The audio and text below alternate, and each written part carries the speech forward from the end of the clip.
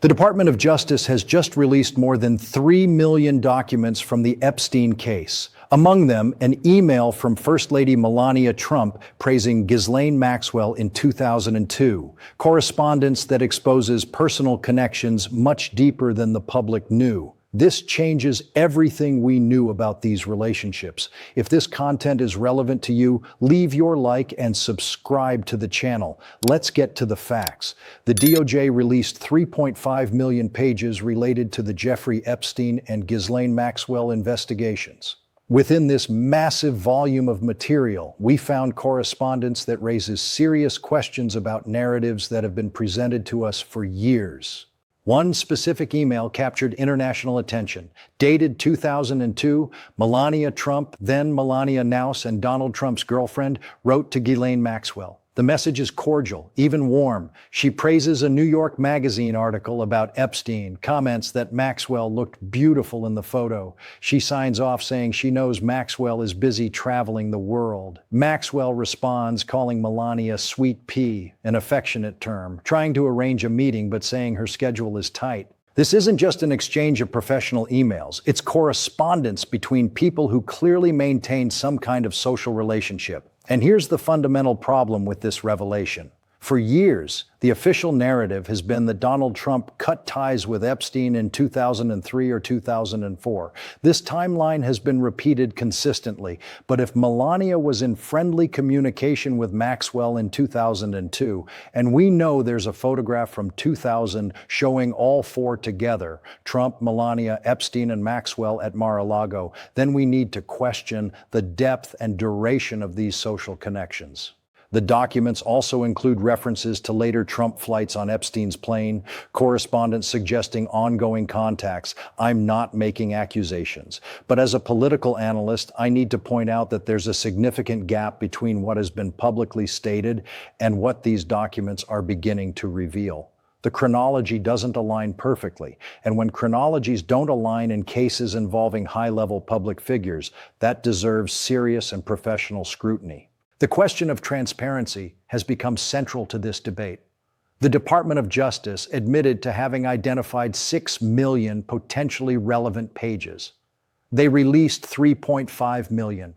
That means approximately 40% of the material was withheld. The official explanation is victim protection and removal of duplicates. This is a legitimate and necessary justification. Survivors need protection, but members of Congress from both parties are asking valid questions about what else is being withheld and why. Representative Ro Khanna, a Democrat from California and co-author of the Epstein Files Transparency Act, said publicly that the partial release raises questions about why the rest is being withheld. He specifically mentioned FBI 302 forms, which are memoranda of witness interviews and process memos that allegedly contain names of powerful individuals mentioned by survivors. These documents have not yet been fully made available to the public.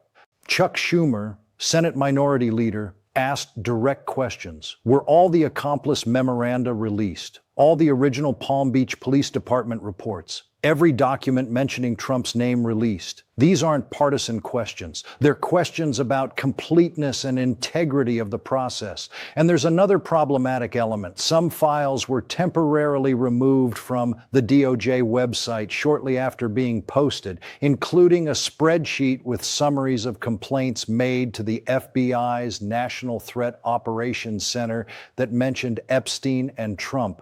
The Department of Justice said they removed the well-known photo of Trump, Melania, Epstein, and Maxwell because other photos visible in the same image could contain victims. They later determined they didn't and restored the image, but this kind of back and forth fuels public distrust.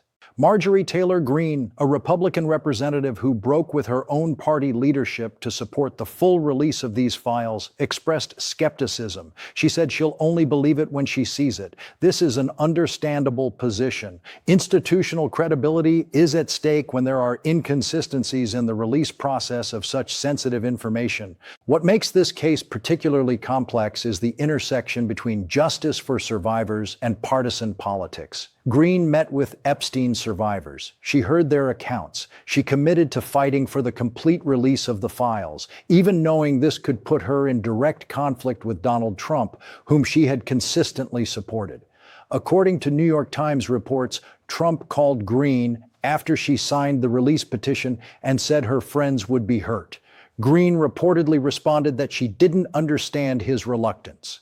This is the kind of tension we rarely see exposed publicly within political alliances. What we need to understand here is that survivors of sexual abuse deserve complete justice and total transparency. This is non-negotiable. They've waited decades. They were ignored by institutions that should have protected them. When Green said she stood with the women who were victims, regardless of political consequences, that represents a significant moment.